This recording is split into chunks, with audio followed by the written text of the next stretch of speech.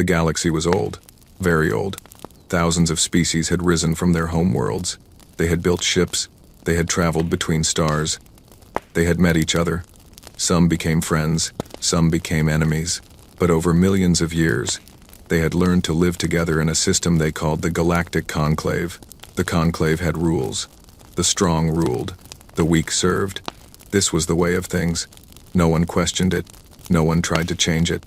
The powerful species took what they wanted. The weak species gave what was demanded. War happened sometimes, but it was controlled. It had limits. Everyone understood their place. At the top of this order sat the Vrath Empire. The Vrath were tall creatures. They stood 3 meters high. Their skin was thick and gray like stone.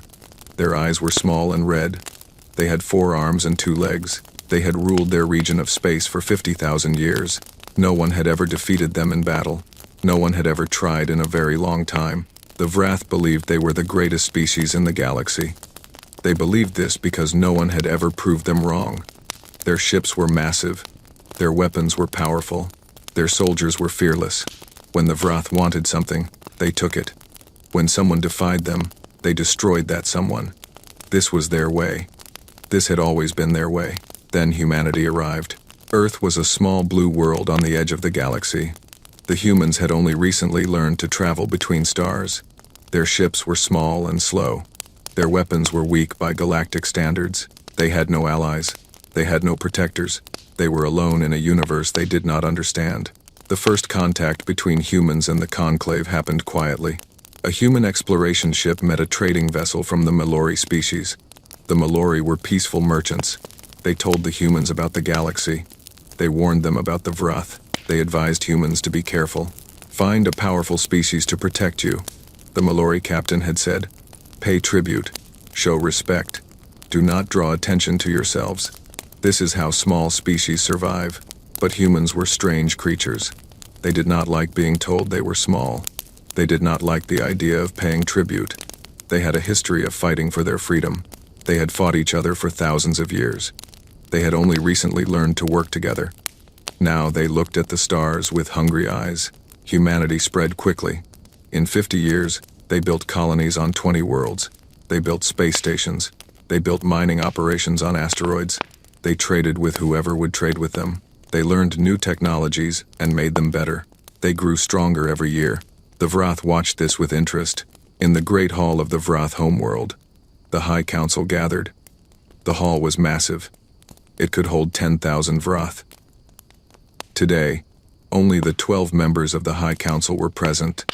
They sat in a circle around a holographic display that showed the human territories. They grow too fast, said Commander Drathok. He was the leader of the Vrath military. He was old and scarred from many battles. They do not show proper respect to anyone. They act like they are equal to species that have existed for millions of years. They are children, said another council member, barely out of their cradle. Give them time. They will learn their place. Or we can teach them their place, Drathok replied. Now, before they become a problem. The supreme leader of the Vrath listened in silence. His name was Malachar. He had ruled the empire for 300 years. He had seen many species rise and fall. He had destroyed some of them himself. What do we know about these humans?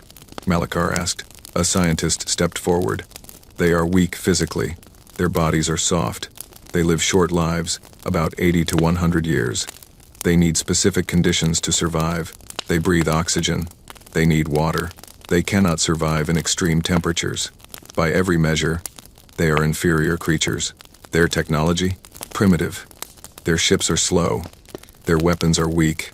Their shields would fall to our weakest attack vessels. Malachar was quiet for a long moment.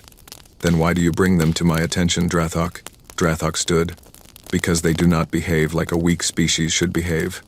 They do not bow. They do not pay tribute. When our scout ships enter their territory, they send warnings instead of greetings. They tell our ships to leave. They dare to give orders to the Vrath. A murmur went through the council. This was indeed unusual. Perhaps they simply do not know who we are. Someone suggested. They know, Drathok said. The Mallory and others have told them. They know about our power. They know about our history. And still they refuse to show respect. They act like they are our equals. Malachar made his decision. Then we will teach them. Drathok, take a fleet. Destroy their outer colonies. Kill enough of them to make them understand. When they beg for mercy, we will give them terms. They will pay tribute for 1,000 years. They will serve the Empire. Drathok smiled. It was an ugly smile. It will be my pleasure. Supreme Leader, the Vrath fleet gathered in secret. 100 warships. Each one was larger than anything humans had ever built. Each one carried weapons that could burn cities to ash in seconds. Each one was crewed by Vrath warriors who had never known defeat. They jumped through space toward human territory. The journey took 3 days. On the 4th day, they arrived at the human colony called New Hope. It was one of humanity's largest settlements outside Earth. 3 million people lived there. The Vrath did not send warnings. They did not ask for surrender. They simply appeared in orbit and began firing. The colony had no real defenses. A few small patrol ships tried to fight back. They were destroyed in seconds. The orbital stations fell next. Then the ships in the harbor. Then the cities on the surface. The attack lasted 2 hours. When it was done, New Hope was a burning ruin. 2 million people were dead. The survivors fled in whatever ships they could find. Some escaped. Many did not. The Vrath recorded everything. They sent the recording to every species in the conclave. This is what happens to those who disrespect the Vrath Empire, the message said. Let this be a lesson to all. The galaxy watched. The galaxy said nothing. This was how things worked. The strong punished the weak. The weak learned their place. It was sad, but it was normal. But the Vrath were not finished. They will surrender now. Malachar had predicted. All weak species surrender after the first blow. But the humans did not surrender. Instead, they sent warships to protect their remaining colonies. These ships were small and outdated. They stood no chance against the Vrath fleet, but they came anyway. They fought anyway. The Vrath destroyed them easily. But more came. And more. The humans kept fighting even when they had no hope of winning. They kept dying even when surrender would have saved them. This confused the Vrath. This was not how weak species behaved. They are stupid, Drathok reported to the High Council. They waste their lives in pointless resistance. But we are killing them efficiently. Soon they will have no ships left. And then? Malachar asked. Then we will go to their homeworld. We will show them true devastation. After that, they will break. The campaign continued for 6 months. The Vrath moved from colony to colony. Each time, the humans fought. Each time, the humans lost.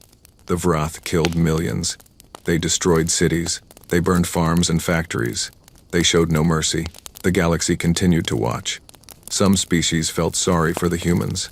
The Malori sent messages of sympathy. Other species offered to negotiate on humanity's behalf. But no one helped directly. No one sent ships or soldiers. That was not how things worked. Finally, the Vrath fleet arrived at Earth. Humanity's homeworld was beautiful from space. Blue oceans, green lands, white clouds. It looked peaceful. It looked fragile. Malachar himself came for this final act. He stood on the bridge of his flagship and looked at the planet below. Billions of them live down there. His aide reported. This is their origin world. Their sacred place. They will surely surrender now to save it. Send the terms, Malachar commanded. The message went out. Humanity was ordered to surrender, unconditionally. They would disband all military forces. They would pay tribute forever. Their leaders would come to the Vrath homeworld in chains. In return, the Vrath would allow them to live. The humans asked for 1 hour to discuss. Malachar granted it. He was confident. He had seen this before. When faced with total destruction, every species surrendered. This was the natural order of things. 1 hour passed, then 2, then 3. Where is their response? Malachar demanded. His communications officer looked confused. They are not responding, Supreme Leader. There is no communication from the planet at all. What? They have gone silent. All broadcasts have stopped. All signals have ceased. It is as if the entire planet has shut down. Malachar felt a strange sensation. It took him a moment to recognize it. It was uncertainty. He had not felt uncertain in a very long time. They are planning something, Drathok suggested. Perhaps gathering their remaining forces for a final stand.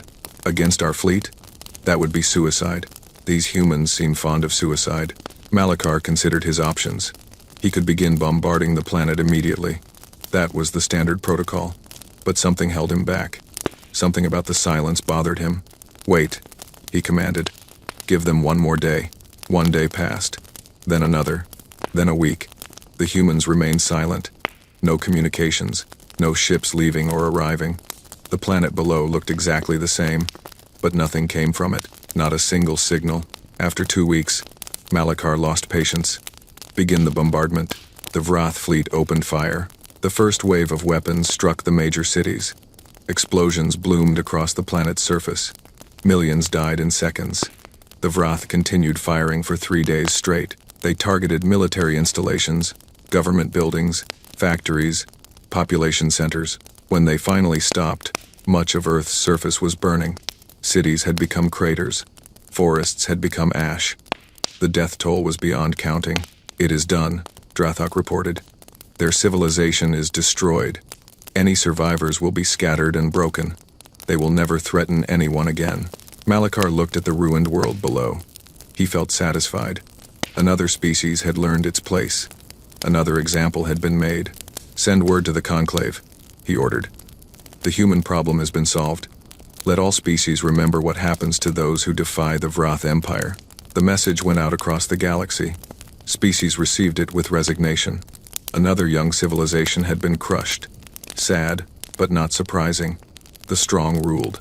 The weak died. This was the way of things, but something was wrong. 3 days after the bombardment ended, a Mallory trader passing through the system detected something strange. Ships were leaving Earth, not from the surface, but from somewhere beneath it, from underground. The trader watched in confusion as hundreds of ships emerged from hidden locations all over the planet. They rose up from beneath mountains, from under oceans, from inside hollow asteroids that had been positioned in orbit. The ships were unlike anything the Mallory had ever seen. They were angular and dark. They moved with a speed and precision that seemed impossible. They gathered in orbit around the wounded Earth, forming a massive formation. The trader sent a message to anyone who would listen. "Something is happening at Earth. The humans. They are not dead. They are coming out." This message was intercepted by everyone, including the Vrath. Malachar received the report with disbelief. "Impossible. We destroyed them. We burned their world." "Apparently not completely," Drathok replied. "They had hidden forces. Underground. We did not detect them." "How? How could they hide something this large from our sensors?" "I do not know. But they did." Malachar felt that strange sensation again. Uncertainty. And something else. Something that might have been fear. "How many ships?" he asked. "Our scouts report. Thousands. More emerging every hour." "Thousands? They only had a few hundred before." "They have more now. Many more. And they are different from before. Larger. More advanced. We do not recognize the designs." Malachar stood in silence for a long moment. He had ruled the Empire for 300 years. He had destroyed countless enemies. He had never felt afraid. He told himself he was not afraid now. "It does not matter," he said finally. "We have 100 warships here, each one worth 1,000 of their vessels. Whatever they have built, we will destroy it. Prepare for battle." The Vrath fleet arranged itself for combat. Weapons powered up, shields activated, warriors prepared for war. On Earth's surface, in a bunker that had survived the bombardment, a human woman stood before a communication screen. Her name was Admiral Chen. She had commanded Earth's defense for the past year. She had watched millions of her people die. She had ordered retreats from battles they could not win. She had hidden and planned and waited while the Vrath burned her world. Now, finally, she was ready. "All ships," she said, her voice calm and cold. "This is Admiral Chen. For 1 year, we have suffered. We have died. We have lost friends and family and everything we held dear. We did this so that we could prepare, so that we could build, so that we could survive." She paused, her eyes hard as stone. "Now our preparation is complete. Now we stop hiding. Now we stop running." She looked at the tactical display showing the Vrath fleet. 100 warships that had killed millions of humans. 100 warships that thought they had won. "Today," Admiral Chen continued, "we begin our answer. Today, we show the Vrath and the galaxy what humanity truly is. Today, we begin our retaliation." She gave the order. "All ships, attack." The human fleet moved. Thousands of dark ships surged forward toward the Vrath. They moved with terrible speed and perfect coordination. They did not slow down. They did not hesitate. The Vrath opened fire. Their weapons were powerful. They had destroyed countless enemies with these weapons, but the human ships did not fall. Their shields absorbed hits that should have torn them apart. Their armor deflected blasts that should have burned through steel. They kept coming. Closer. Faster. And then they fired back. The galaxy watched. The entire galaxy watched as the battle began. They expected to see the humans destroyed. They expected the Vrath to win easily, as they always did. What they saw instead made them go still. What they saw instead was impossible. What they saw instead changed everything. The first Vrath warship died before anyone understood what was happening. It was a destroyer called the Crushing Might. It had served the Empire for 200 years. It had won 37 battles. It had never taken serious damage. It had never faced an enemy it could not defeat. A single human ship targeted it. The human ship was smaller, perhaps 1/3 the size of the Crushing Might. By all logic, by all experience, the human ship should have been destroyed in seconds. Instead, the human ship fired once. A beam of white light shot across space. It was not like any weapon the Vrath had seen before. It was not a laser or a plasma bolt or a missile. It was something else. Something new. The beam struck the Crushing Might's shields. The shields, which had survived countless battles, lasted for exactly 1.3 seconds. Then they failed. The beam continued through the hull. It burned through armor that was supposed to be impossible to penetrate. It passed through the ship from one end to the other. The Crushing Might broke apart.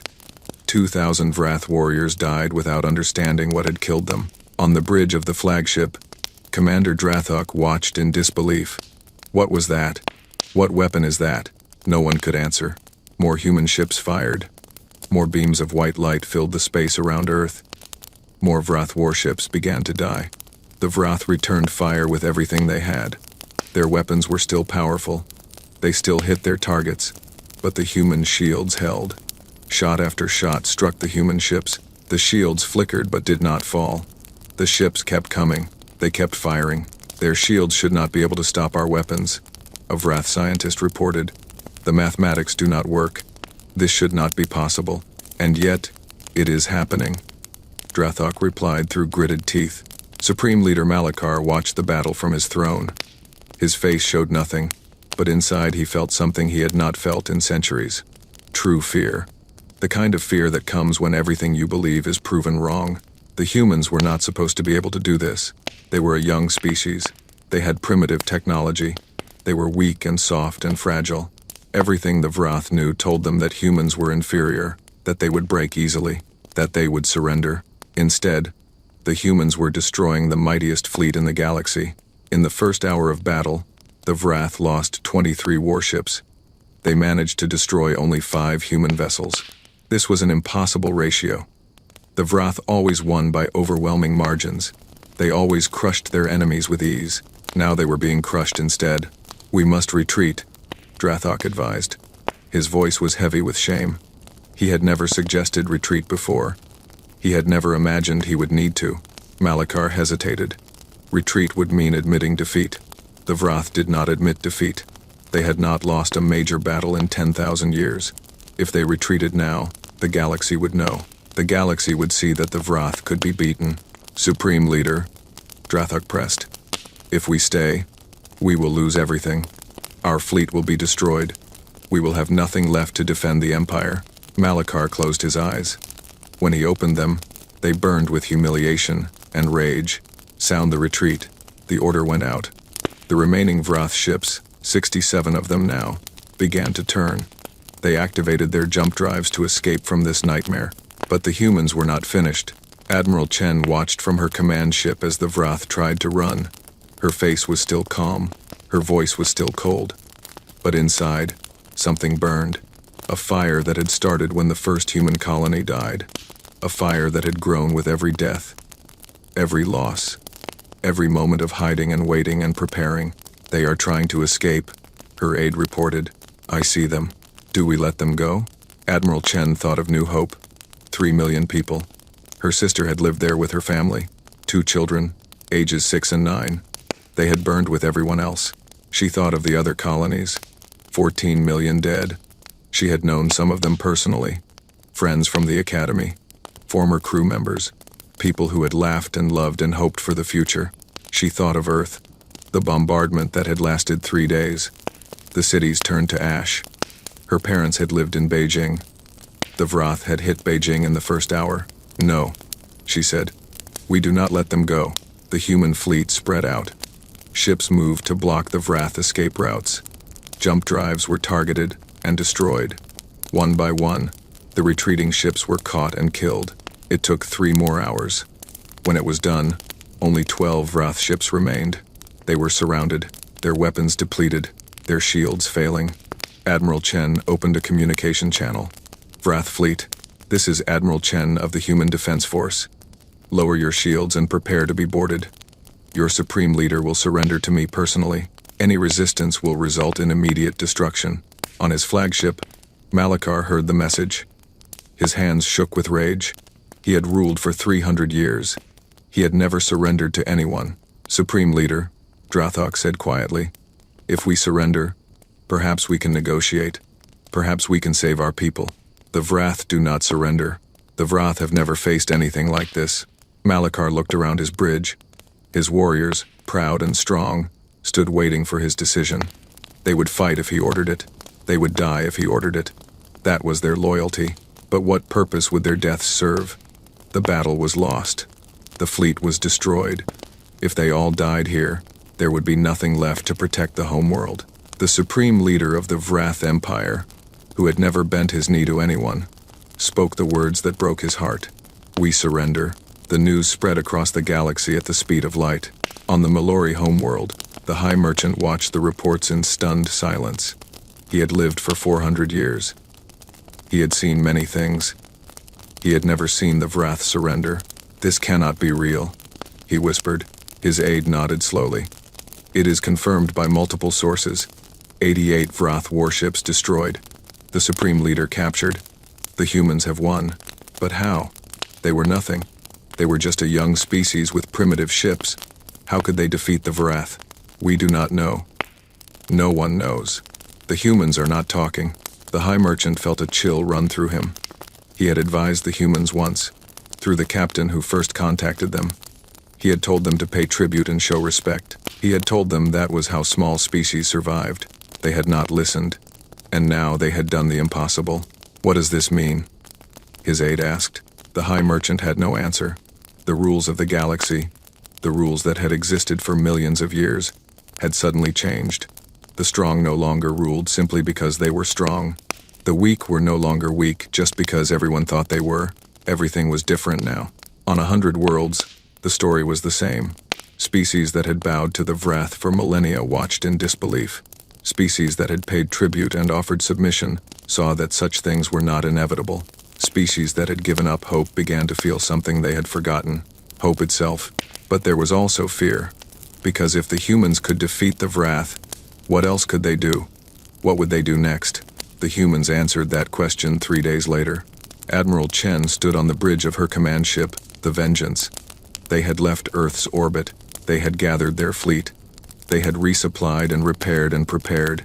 Admiral, her communications officer reported, we are receiving transmissions from many species. They want to know our intentions. They want to negotiate. Tell them our intentions will become clear soon enough. Tell them there is nothing to negotiate. Some are offering assistance. The Mallory, the Trilon, others. They want to help us. Chen's eyes narrowed. Where was their help when our colonies burned?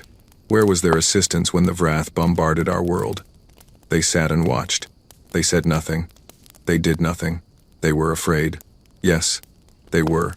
And now they are afraid again. Good. Let them be afraid. She turned to her tactical officer. Set course for the Vrath Empire. We begin the next phase. The officer hesitated. Admiral, our intelligence suggests the Vrath have many more ships in their home territory. We caught their expeditionary fleet by surprise, but their full military is still intact. We will be facing far greater numbers. I am aware. We could wait. Build more ships. Prepare more thoroughly. No. Chen's voice was hard. We waited once. We hid and prepared while they killed our people. We gave them time to think, time to adjust. We will not make that mistake again. We hit them now. While they are confused, while they are afraid, we do not stop until this is finished. Understood, Admiral. The human fleet jumped into hyperspace. 3,000 ships, moving together toward the heart of the Vrath Empire. In the depths of that empire, on the Vrath homeworld, chaos reigned. The news of the defeat had arrived before the survivors did. At first, no one believed it. Surely the reports were wrong. Surely the mighty Vrath fleet had not been destroyed by humans, by those soft, weak, short-lived creatures. Then the 12 surviving ships limped home. Then Supreme Leader Malakar's capture was confirmed. Then the galaxy's broadcasts showed the aftermath of the battle, the wreckage of Vrath warships floating in Earth's orbit. Then the Vrath believed. The High Council gathered in emergency session. Without Malakar, the Council had no clear leader. Power struggles began immediately. Different factions blamed each other for the disaster. Accusations flew. Threats were made. Meanwhile, the military scrambled to organize. The fleet that had attacked Earth was only a portion of Vrath power. They had hundreds more ships at home. They had shipyards that could build more. They had millions of trained warriors. But none of that mattered if they could not understand what had happened. How did the humans defeat us? The question was asked 1,000 times. No one had a good answer. The Vrath scientists studied the recordings from the battle. They analyzed the human weapons. They examined the wreckage of human ships that had been destroyed. What they found terrified them. The human technology is completely different from anything we know, the lead scientist reported to the Council. Their weapons use principles we do not understand. Their shields operate on theories we have not developed. Their ships are built with materials we have never seen. How is this possible? They were a young species. They had nothing. We thought they had nothing. We were wrong. Then where did this technology come from? Did someone give it to them? We found no evidence of that. The technology appears to be human in origin. They developed it themselves. In 50 years, they went from primitive rockets to this. In 50 years, it appears so. A counselor slammed his fist on the table. That is impossible. We have existed for hundreds of thousands of years. Our technology has evolved slowly over millennia. No species can advance this fast. The scientist was quiet for a moment. Perhaps we have been wrong about many things. While the Vrath argued, the humans came closer. They hit the first Vrath military base 3 days after leaving Earth. It was a supply station on the edge of the Empire. It had moderate defenses, 100 small ships, a few orbital weapons. The human fleet destroyed it in 40 minutes. They did not stop to celebrate. They did not pause to send messages. They simply gathered their ships and jumped to the next target. The next target was a shipyard. It was larger and better defended. 200 ships, powerful shields, thousands of ground-based weapons. The human fleet destroyed it in 2 hours. They kept moving. Another base, another shipyard, another fleet. The Vrath tried to respond. They sent ships to intercept the humans. Those ships were destroyed. They set ambushes. The humans detected them and destroyed the ambushers instead. They tried to coordinate a major defense, but the humans were too fast. By the time the Vrath organized, the humans had already hit their target and moved on. In 2 weeks, the humans destroyed 43 military installations. They killed 200,000 Vrath warriors. They burned shipyards and weapons factories and command centers, and they kept coming. The galaxy watched in silence. No species had ever done anything like this. No species had ever attacked the Vrath in their home space. No species had ever carved a path of destruction through the mightiest empire in the galaxy. The Mallory High Merchant sat in his chamber, receiving reports. Each one was worse than the last. The humans have destroyed the Vrath Third Fleet. The humans have taken the Fortress of Eternal Night. The humans have burned the colony on Drathis Prime. What are they doing? The High Merchant whispered. Why are they doing this? His aide answered quietly. They are doing what we all wished we could do. They are fighting back, but the Vrath attacked them. The war should be over. The humans won. They could negotiate peace now. They could take their place in the conclave. Why continue? The aide was silent for a long moment. Perhaps they do not want peace. Perhaps they want something else. What else could they want? I do not know. But I think we should be very careful about finding out. On the Vrath homeworld, the situation grew desperate. The human fleet was getting closer every day. More than half the Empire's military had been destroyed. The remaining ships were pulled back to defend the homeworld. But everyone knew that if the humans reached them, the outcome was already decided. The High Council finally elected a new leader. Her name was Saraval. She was young for a Vrath leader, only 150 years old. But she was smart and decisive. She had argued against attacking the humans from the beginning. No one had listened then. They were listening now. "We must negotiate," she told the council. "We must end this war before there is nothing left." Negotiate? With humans? We do not negotiate with inferior species. They are not inferior. That much is clear now. They have defeated every force we sent against them. They have technology we do not understand. They are not inferior. They are something else. Then what do you propose? I will send a message. I will offer peace. I will offer to return everything we took from them. I will offer compensation for their dead. I will offer whatever they want. And if they refuse? Saraval's face was grim.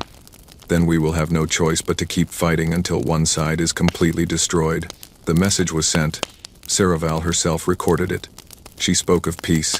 She spoke of regret for what had happened. She spoke of hope for a new relationship between the Vrath and humanity. The message traveled across space to the human fleet. Admiral Chen received it on the bridge of the Vengeance. She played it once, then again. She sat in silence for a long time, thinking. Her officers waited. Some hoped she would accept. The war could end. The killing could stop. They could go home and rebuild. But when Chen spoke, her voice was cold as the void of space. Send the following response. Your supreme leader killed 60 million of my people. He burned our colonies. He bombarded our homeworld. And now you offer peace? You offer compensation? Add this. There is no compensation for what you have done. There is no peace we will accept. There is only one thing we want now, and we are coming to take it. Her communications officer hesitated. Admiral, what should I say we want? Chen turned to look at him. In her eyes was something terrible. Something that made even her loyal officers feel afraid. Tell them we want justice. Tell them we are bringing it ourselves. Tell them there is nothing they can do to stop it. The message was sent. The human fleet kept moving. The Vrath prepared for their final stand. And the galaxy, which had watched empires rise and fall for millions of years, fell silent, because they had never seen anything like this, because they did not know what would happen next, because they were beginning to understand that the universe they knew was ending, and something new and frightening was being born in its place. The Vrath homeworld was called Vrathis Prime. It was an ancient world, home to the Vrath species for 500,000 years. Great cities covered its surface. Massive orbital stations circled above. It was the heart of an empire that had ruled a quarter of the galaxy. Now it was afraid. The human fleet had been cutting through Vrath space for 3 weeks. Every day brought news of another defeat, another installation destroyed, another fleet scattered. The humans did not slow down. They did not negotiate. They did not accept surrender. New leader Saraval stood in her command chamber, watching the tactical displays. Red markers showed human positions. Each day, those markers moved closer. Each day, there were fewer Vrath ships to stop them. How long until they reach us? She asked. At their current pace, 4 days, her military advisor replied. If they accelerate, perhaps 2. How many ships do we have left? For the defense of Vrathis Prime, we have gathered 800 warships, plus orbital defenses, ground batteries, and the planetary shield. Will it be enough? The advisor was quiet. That silence was answer enough. Saraval closed her eyes. She had studied the humans extensively since taking power. She had read every report, watched every recording, analyzed every piece of data. She was trying to understand them, trying to find a weakness, trying to find some way to stop what was coming. What she found instead was a species unlike any other. Tell me again, she said. Tell me how they did this. How did they go from primitive ships to what they have now? The advisor pulled up a timeline. 1 year ago, when we first attacked their colonies, their technology was as we expected. Slow ships, weak weapons, basic shields. Everything we knew told us they would be easy to defeat. And then they went silent. For 1 Earth year, there was no communication from their homeworld. No ships left. No signals transmitted. We assumed they were broken. We assumed they were dying. But they were not dying. No, they were building. The image changed to show captured data from human facilities. When our forces finally reached Earth and began the bombardment, we destroyed much of their surface. But we did not know about what was underneath. The display showed vast underground complexes, cities beneath mountains, factories beneath oceans, entire military bases hidden beneath the ground. The humans had been building underground facilities for decades, the advisor continued. Since before they ever contacted other species, they called it preparation for possible extinction events, asteroid impacts, nuclear war. They had planned for worst-case scenarios, but they could not have known we would attack. No. But when we did attack, they adapted. They moved their entire civilization underground. They hid their people. They hid their scientists. They hid their factories. And they built. Built what? Where did their technology come from? The advisor looked uncomfortable. This is where our analysis becomes uncertain. The humans appear to have made technological leaps that should not be possible. Their weapons use energy principles we have not discovered. Their shields employ theories we have not developed. Their ships are built with materials we cannot identify. That is not an explanation. I know. We have no explanation. The best our scientists can offer is that the humans approached problems differently than we do. They tried things we would consider impossible. They combined technologies in ways we never imagined. And somehow, impossibly, it worked. Saraval stared at the display. In 1 year, we have existed for 500,000 years. Our technology has advanced slowly over that time, and these creatures, in 1 year of desperate construction, created weapons that can destroy our greatest warships. Yes, Saraval felt something she had never experienced before. Not just fear, something deeper. A realization that everything she believed about the universe was wrong. What are they? She whispered. Far away, moving through space at impossible speed. Admiral Chen asked herself the same question. She sat alone in her quarters on the Vengeance, staring at the wall. The battle plans were complete. The fleet was ready. In 4 days, they would reach the Vrath homeworld. In 4 days, the war would end. But Chen could not sleep, could not rest. Her mind kept going back to the same question. What have we become? She remembered Earth before the war. The arguments about space exploration. The debates about whether to expand too quickly.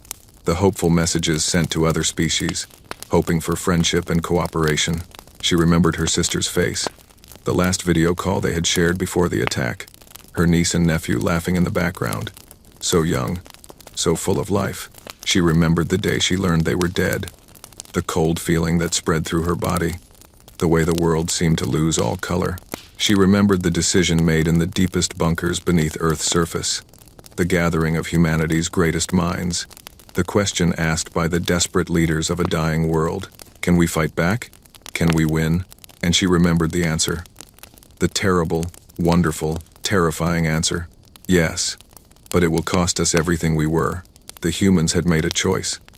They had looked at the universe and seen that it was cruel. They had seen that the strong crushed the weak. They had seen that kindness was punished and mercy was weakness. And they had decided to become strong. In the underground facilities, human scientists worked with desperate intensity. They tested theories that had been considered impossible. They built machines that should not have functioned. They pushed the boundaries of physics itself. Some experiments failed. Some scientists died. But some experiments succeeded beyond all hope. The breakthrough came from a young physicist named Sarah Park. She had been studying quantum mechanics before the war. When the attacks began, she was moved to a secure facility and told to find a weapon. Any weapon that could help. She did not find a weapon. She found something better. Matter does not work the way we thought, she explained to the military leaders. Reality itself is more flexible than we believed. With the right approach, we can change the rules. They did not understand. They did not need to understand. They only needed results.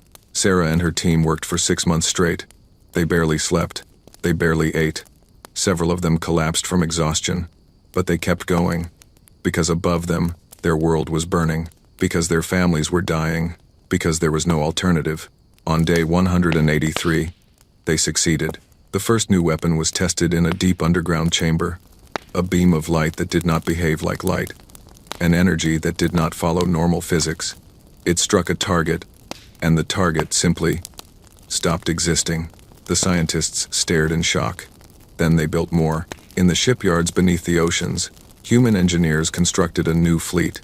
They used materials created in laboratories that had not existed a year before. They installed weapons that would have been science fiction months earlier. They built ships that were smaller than Vrath warships, but infinitely more deadly. And they trained crews to operate them. Volunteers who knew they might not survive.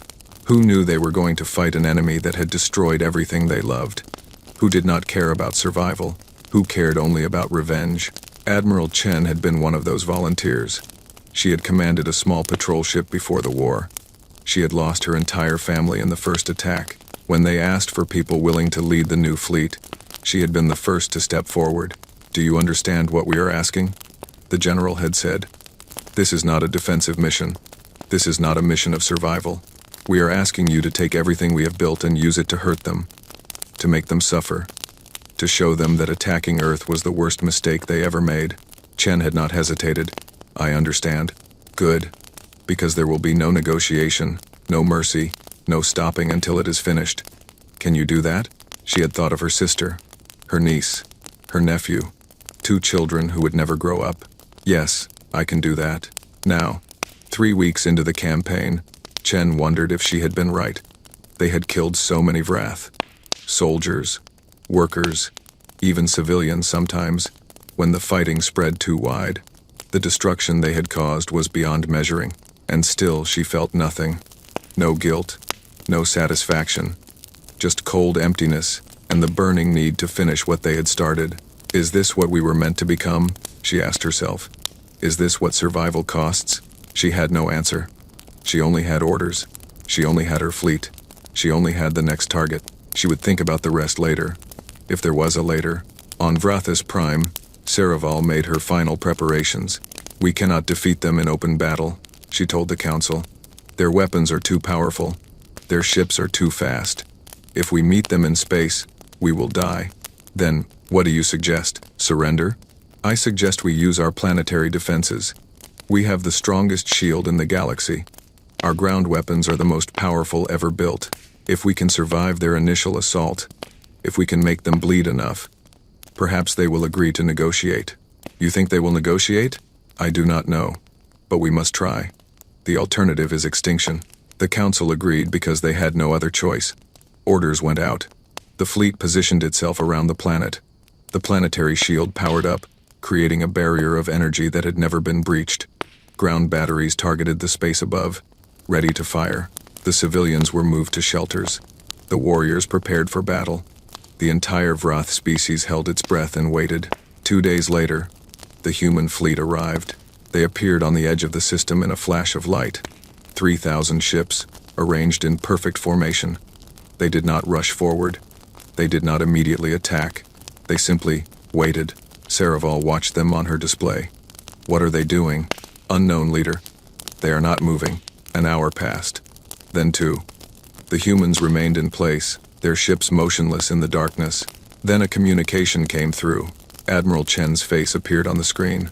She looked tired. Her eyes were cold and empty, but her voice was steady. "Vrath, I am Admiral Chen of the Human Defense Force. I am going to give you one chance. One chance only." Saraval leaned forward. "What are your terms?" "My terms are simple. First, release Supreme Leader Malachar. He is a war criminal. He will be tried for his crimes against humanity and executed. He is already our prisoner. We cannot. Second, disband your military. All of it. Every ship, every weapon, every soldier. You will have no military for 100 years. Your security will be provided by species you have wronged." Saraval's face went pale. "That is impossible.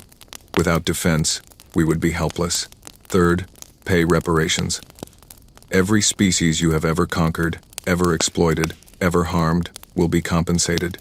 You will work to pay this debt for 1,000 years if necessary. We cannot accept these terms. They would destroy us." Chen's expression did not change. "Fourth, and finally, acknowledge what you did. Admit to the galaxy that you attacked a peaceful species without provocation. Admit that you killed 60 million innocent people. Admit that you are not the superior beings you claim to be. Saraval was silent. The terms were impossible. No Vrath leader could accept them. It would mean the end of everything they were, everything they had built. You are asking us to surrender everything, she said. Yes. Why? What do you gain from our destruction? Chen's eyes flickered. For a moment, something human showed through the cold mask. I gain nothing. My people have already lost everything. We lost our colonies. We lost our cities. We lost 60 million lives. I lost my family. There is nothing you can give that will make that right. Then why offer terms at all? Because once, before you made us into what we are now, we believed in mercy. We believed that every species deserved a chance to change. We believed in peace. Chen paused. I am giving you one chance because those beliefs meant something to us. Even if they mean nothing to us now. Saraval heard the truth in her words. The humans had not always been this way. They had been changed, forged in fire and pain and loss. What stood before her now was not what humanity had been. It was what the Vrath had created. I need time, Saraval said. Time to consult with my council. You have 1 hour. Then we begin our attack. And I promise you this. If we have to come through your defenses by force, we will not offer terms again. We will continue until there are no Vrath left alive. The transmission ended. Saraval turned to her council. Their faces showed fear, anger, denial. All the emotions she felt herself. We cannot accept, one counselor said. These terms would destroy our civilization. Our civilization may be destroyed regardless, Saraval replied. Then we fight. We die with honor. Honor. Saraval's voice was sharp. What honor do we have left? We attacked a young species for the crime of not bowing to us. We killed millions of innocents. We created the very thing that now threatens to destroy us. Where is the honor in that? The council fell silent. I do not want to accept these terms, Saraval continued. Every part of me wants to fight. But I must think of our people. Billions of Vrath who had nothing to do with the attack on Earth. Children who never harmed anyone. If we fight and lose, they all die. And if we accept, we become slaves. No, we become what we should have been from the beginning. One species among many. Not rulers, not conquerors, just equal. The hour passed quickly. The council argued. They shouted. They threatened. But in the end, they had no choice. Saraval sent her response.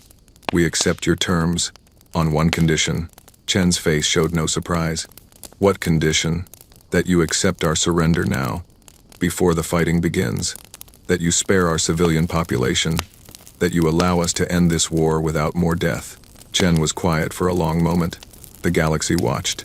Every species capable of receiving the broadcast held its breath. Then Chen spoke. No.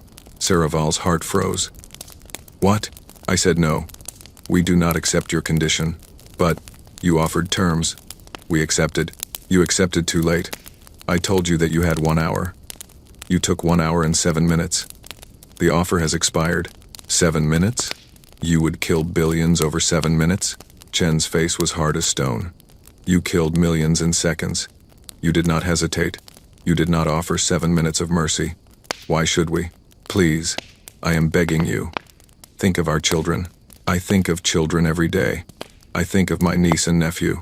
They were 6 and 9 years old. They burned in the first attack.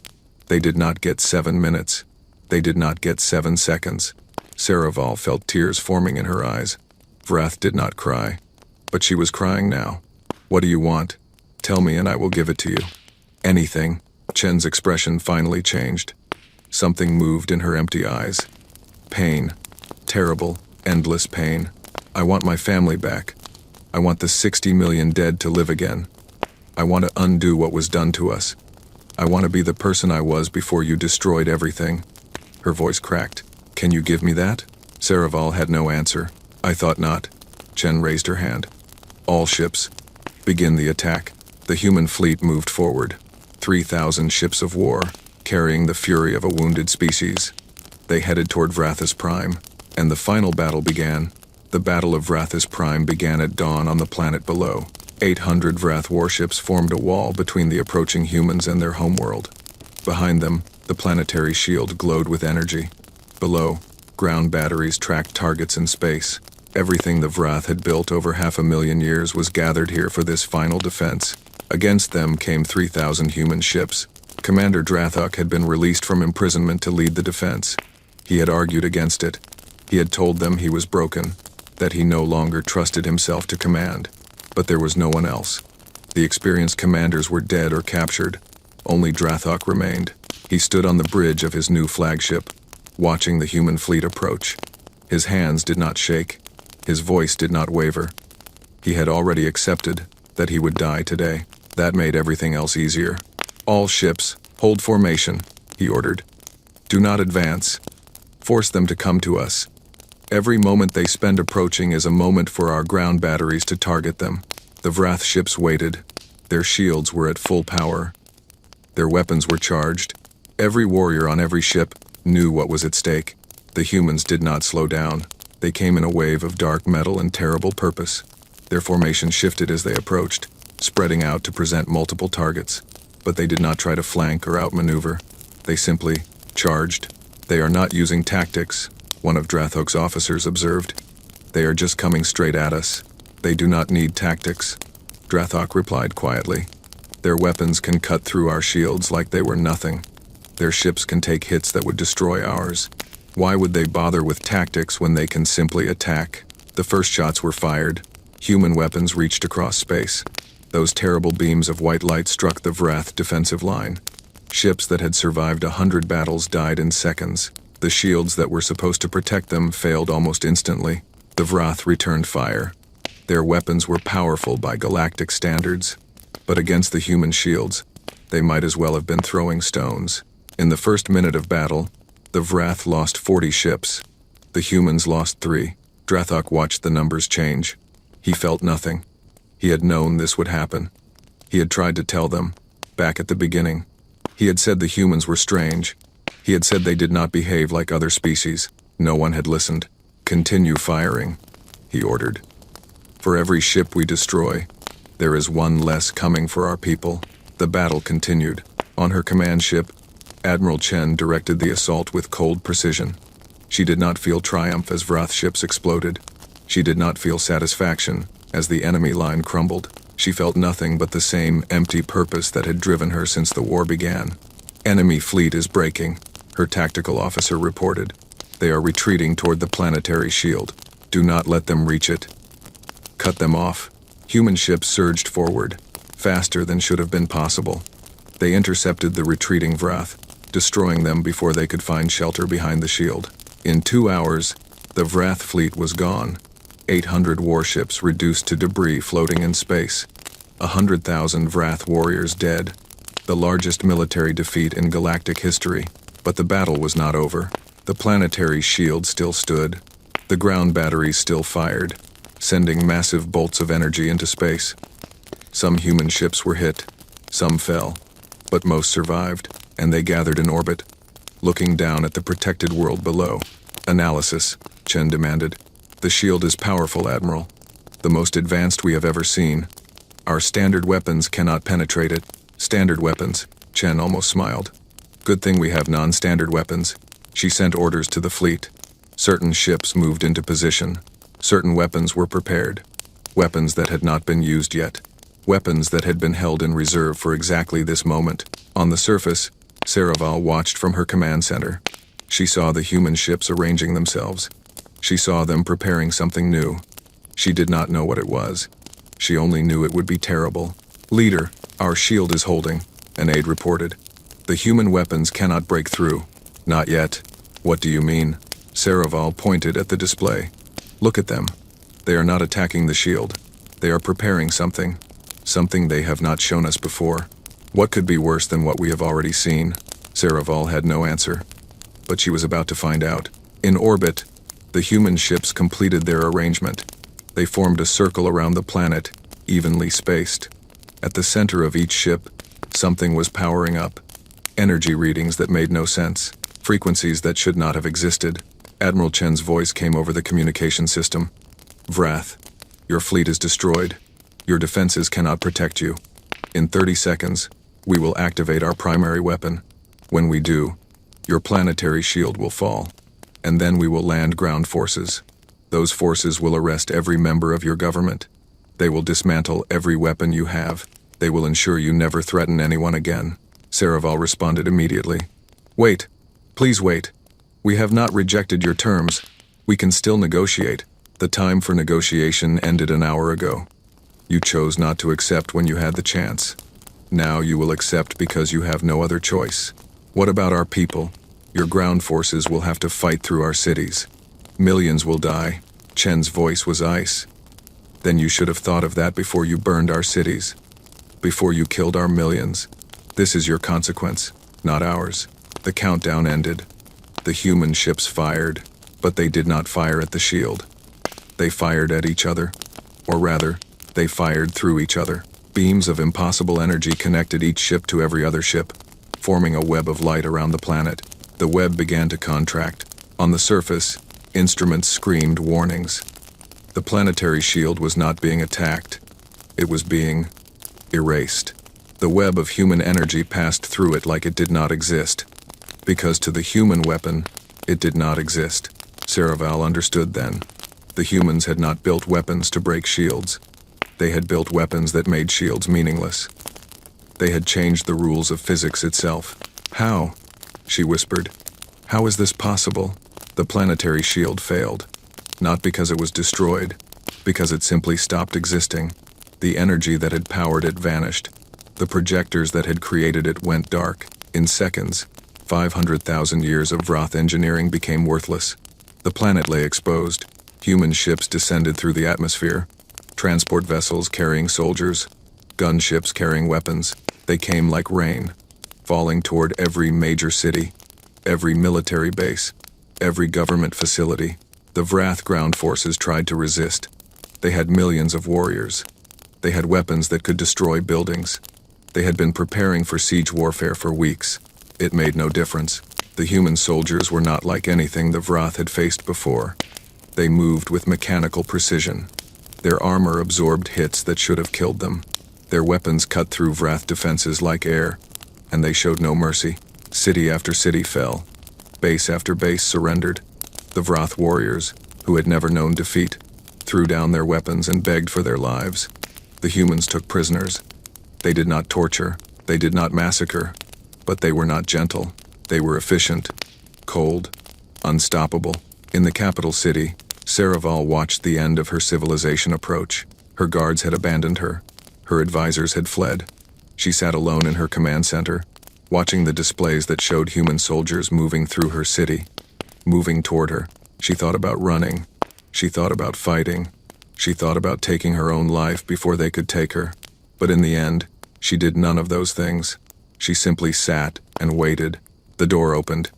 Human soldiers entered, weapons raised. I surrender, Saraval said. I offer no resistance. Please do not harm my people. The soldiers did not respond. They simply secured her, bound her hands, and led her away. The Battle of Vrathis Prime was over. The Vrath Empire had fallen. The galaxy received the news in silence. On 1,000 worlds, 1,000 species watched the broadcasts. They saw the human ships circling the conquered planet. They saw the human soldiers marching through Vrath cities. They saw the leaders of the mightiest empire in history being led away in chains. And they felt something none of them had expected. Fear. The Mallory high merchant sat in his chamber, staring at the images. His aide stood nearby, equally stunned. They won, the aide said. The humans won. Yes, they did. We should be celebrating. The Vrath oppressed us for 10,000 years. We should be happy they are fallen. Should we? The high merchant's voice was heavy. The Vrath were cruel. They were arrogant. They hurt many species, but at least we understood them. We knew what they wanted. We knew how they thought. He pointed at the display. What do we know about the humans? What do we understand about them? 1 year ago, they were primitives. Now they have conquered the greatest military power in the galaxy. They have technology that should not exist, and they showed no mercy to their enemies. They showed mercy to us, to the other species. Did they? Or did they simply not have time to deal with us yet? The aide fell silent. The question hung in the air, unanswered. Across the galaxy, similar conversations were happening. Species that had hoped for the Vrath's fall now wondered what would replace them. The humans had proved they could defeat anyone. What would they do with that power? The answer came 3 days later. Admiral Chen stood on the surface of Vrathis Prime, in front of what had once been the Vrath High Council chamber. Human soldiers surrounded her. Cameras broadcast her image to every corner of the galaxy. People of the Conclave, she began. I speak to you as the representative of the Human Defense Force. As you know, we have defeated the Vrath Empire. Their military is destroyed. Their leaders are captured. Their homeworld is under our control. She paused, her eyes scanning the camera. Some of you are wondering what we will do now. Some of you are afraid. You remember how the Vrath used their power. You expect us to do the same. Another pause. Longer this time. We will not. A murmur went through the watching galaxy. Humanity did not want this war. We did not want to become what we have become. We were a young species, just starting to explore the stars. We wanted to make friends. We wanted to learn. We wanted to be part of the galactic community. Chen's voice hardened. The Vrath made that impossible. They attacked us without provocation. They killed millions of our people. They burned our world. They forced us to choose between extinction and transformation. We chose transformation. Now we have won. And now we must decide what kind of species we will be. Will we become the new Vrath? Will we use our power to dominate and destroy? Will we make the same mistakes they did? She shook her head slowly. No, we will not. Humanity will not rule the galaxy. We will not demand tribute or submission. We will not attack species that do not threaten us. We will take our place among you as equals, not masters. But hear me clearly. We will also not forget. We will not forget what was done to us. We will not forget the 60 million dead. We will not forget the burning cities and the murdered children. We have become something new, something dangerous, and we will use that danger to protect ourselves and those who need protection. The galaxy watched when we were dying. The galaxy did nothing. We understand why. We do not blame you for being afraid, but we want you to know this. If something like this ever happens again, to us or to anyone else, we will not wait for help that never comes. We will act, and our enemies will learn what the Vrath learned. Chen's eyes found the camera directly. Earth remembers. Earth protects its own. And Earth's retaliation, if provoked, will be swift, complete, and without mercy. The broadcast ended. The galaxy absorbed her words, and for the first time in millions of years, the balance of power in the universe shifted. In the detention facility where Vrath leaders were held, Saraval watched the broadcast. Human guards stood nearby, but they did not interfere. She meant it, Saraval said to herself. Every word. Yes, a voice replied. Saraval turned. Admiral Chen stood in the doorway. I wanted to speak with you, Chen said, before your trial. Why? Because I need to understand. Chen walked closer. Her face was tired. Her eyes were old, far older than her years. Why did you attack us? We had done nothing to you. We posed no threat. Why? Saraval was quiet for a long moment. Because you did not bow. Because you acted like equals. Because my predecessor, Malachar, believed that any species that did not show proper respect had to be punished. That is why he attacked. But what about you? What about the rest of your people? Why did you follow him? Because... Saraval struggled for words. Because that is what we do. That is what we have always done. The Vrath are conquerors. We have conquered for 500,000 years. It is who we are. Was who you were. Chen corrected. Yes, was. They looked at each other. Two leaders, two species, two beings who had become something neither wanted to be. I will testify at your trial, Chen said. I will recommend mercy. You did not order the attack on Earth. You tried to end the war. You do not deserve death. Saraval blinked in surprise. Why would you show me mercy? After everything? Because someone has to. Because if we become nothing but vengeance, we lose whatever made us worth saving in the first place. Chen turned to leave. The war is over. Now comes the harder part. Now we have to learn how to live. She walked away, leaving Saraval alone with her thoughts. Outside, the sun rose over a changed galaxy. The Vrath were defeated. The humans were victorious. And nothing would ever be the same again. But the story was not over. Because true endings are not found in battle. They are found in what comes after. in how the victors choose to use their victory, in whether they learn from the horrors they have witnessed. And that part of the story was just beginning. 5 years had passed since the fall of the Vrath Empire. The galaxy was different now. The old order was gone. The rule of the strong over the weak had ended. In its place was something new, something uncertain, something that was still being built. On Earth, the scars were slowly healing. Cities had been rebuilt. Forests had been replanted. The burned lands were green again. But the deeper scars, the ones that could not be seen, remained. Admiral Chen stood on a balcony overlooking what had once been Beijing. The city sparkled with lights in the evening darkness. 7 million people lived here now, more than before the war. People had come from all over Earth to rebuild, to prove that what the Vrath had destroyed could be restored. But Chen knew the truth. The buildings could be rebuilt. The parks could be replanted. The streets could be filled with people again.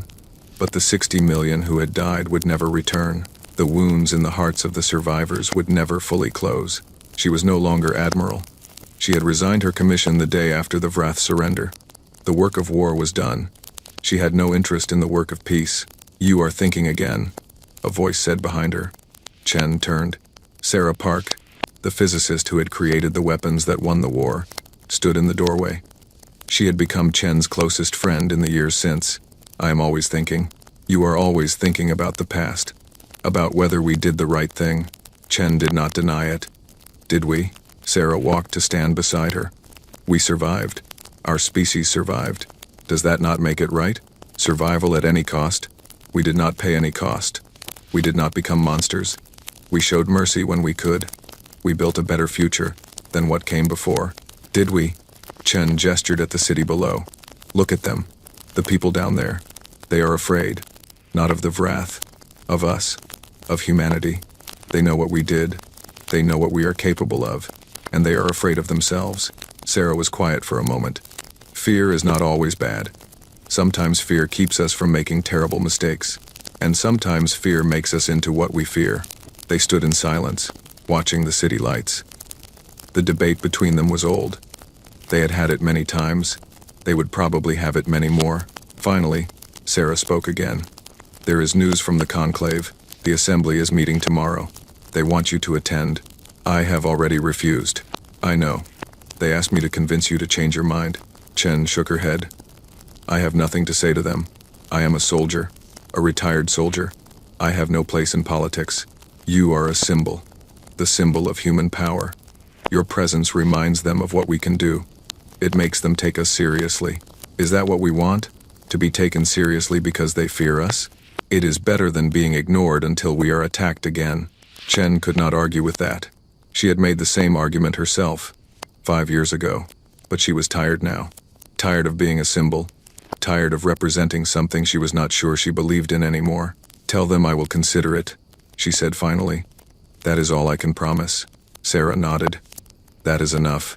The next morning, Chen found herself on a transport heading for the conclave station.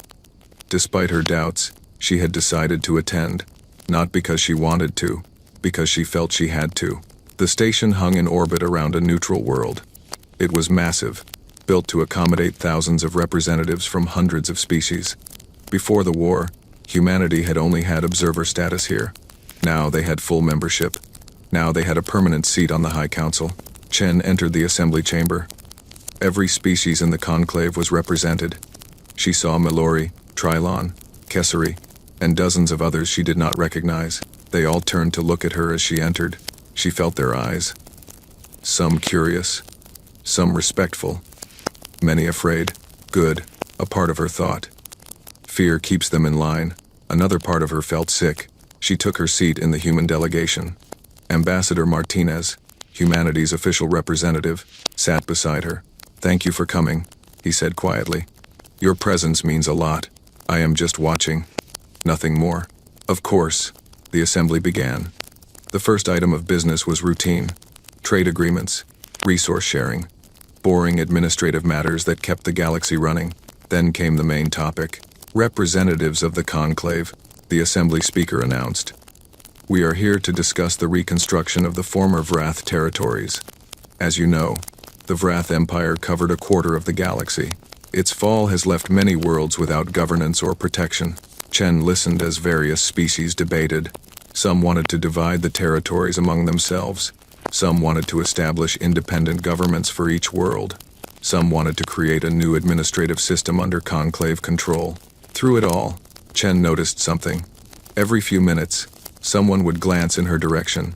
Every proposal was framed in terms of what humanity might accept. Every argument included a reference to human power or human approval.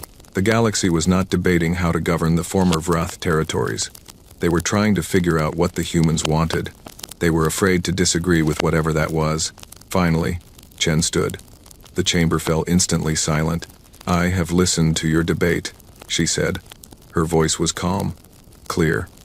"I have heard your proposals, and I have something to say." Every eye in the chamber was fixed on her. Humanity does not have a preference for how the former Vrath territories are governed.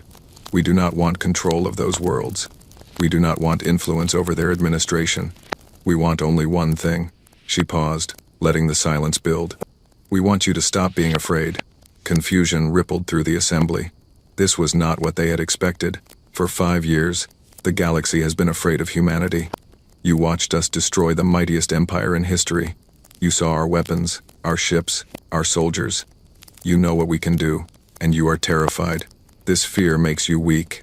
It makes you unable to think clearly. It makes you look to us for permission before making any decision. This is not healthy. It is not sustainable, and it is not what we want. Humanity has no desire to rule the galaxy. We have no desire to replace the Vrath as tyrants. We fought them because they tried to destroy us. We beat them because we had no other choice. But we are not conquerors. We are not emperors. We are just people who want to live in peace. She looked around the chamber, meeting eyes that quickly looked away. "I know you are afraid of us. I understand why. We became something terrible during the war. We had to. But the war is over. We want to become something else now. Something better. So here is what I ask of you. Stop looking to us for approval. Stop fearing our reaction. Govern yourselves. Make your own decisions. Build a galaxy where every species has a voice, where the strong do not crush the weak, where peace is the rule rather than the exception. If you do this, humanity will be your partner, your friend, your ally. We will work with you to build something new, something good. But if you cannot let go of your fear, if you continue to treat us as masters to be obeyed, then we will have failed. Not just humanity, all of us. The war will have destroyed more than lives and cities. It will have destroyed our ability to trust each other." She paused, collecting herself. 5 years ago, I led the fleet that conquered the Vrath.